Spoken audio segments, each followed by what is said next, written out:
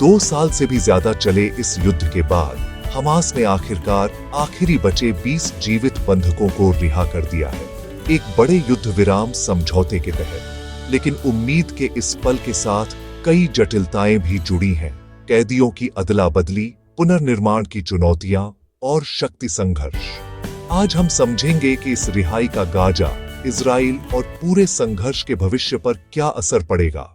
13 अक्टूबर 2025 को हमास ने सभी 20 जीवित इजरायली बंधकों को रेड क्रॉस के हवाले किया, जिसने उन्हें इजरायली अधिकारियों के सुपुर्द किया।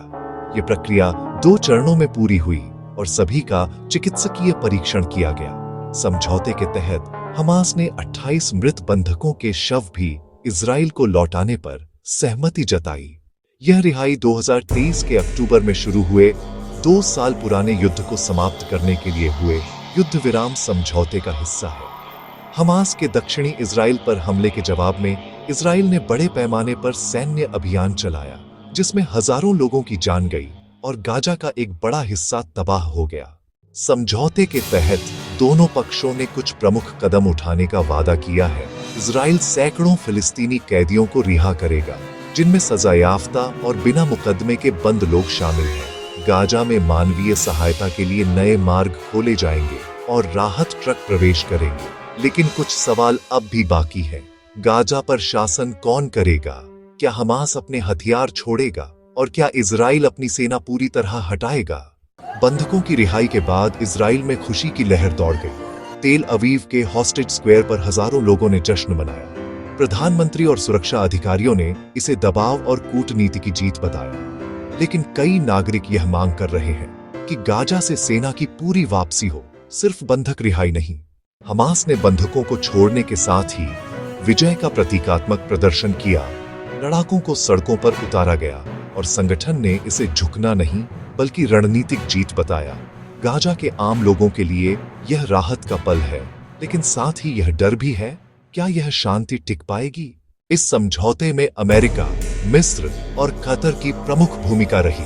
पूर्व अमेरिकी राष्ट्रपति डोनाल्ड ट्रंप इस समय क्षेत्र में मौजूद हैं, अपने शांति प्रस्ताव को आगे बढ़ाने के लिए। वहीं मिस्र 20 से ज्यादा देशों के नेताओं की शांति सम्मेलन की मेजबानी कर रहा है। यह समझौता कागज पर अच्छा दिखता है, लेकिन जमीनी हकीकत मुश्किल है। हमास फिर से हथियारबंद हो सकता है, इजराइल सेना की वापसी टाल सकता है और गाजा का भविष्य शासन अब भी अस्पष्ट है। अगर अविश्वास दोबारा पनपा तो यह युद्ध विराम जल्द ही टूट सकता है। गाजा के लोगों के लिए यह युद्ध विराम एक राहत है, भले ही अस्थायी। भोजन, दवाइयां और पुनर्निर्माण सामग्री अब पहुंच सकती है, लेकिन युद्ध से बिखरे परिवारों के लिए यह सफर आसान नहीं। घाव गहरे हैं और विश्वास की बहाली में समय लगेगा। यह पल ऐतिहासिक है, लेकिन आखिरी नहीं। अब दुनिया की नजरें इन सवालों पर हैं। क्या इजराइल अपने वादे के अनुसार कैदियों को छोड़ेगा? क्या हमास अपने हथियार डालेगा या ताकत बनाए रखेगा? क्या विदेशी मदद गाजा को फिर से खड़ा कर पाएगी? और सबसे अहम सवाल, क्या भरोसा लौटेगा या संघर्ष फिर भड़क उठेगा? मैं हूं सादिक और आप देख रहे हैं सादिक ग्लोबल, जहां हम लाते हैं दुनिया की हर बड़ी खबर निष्पक्ष और सटीक।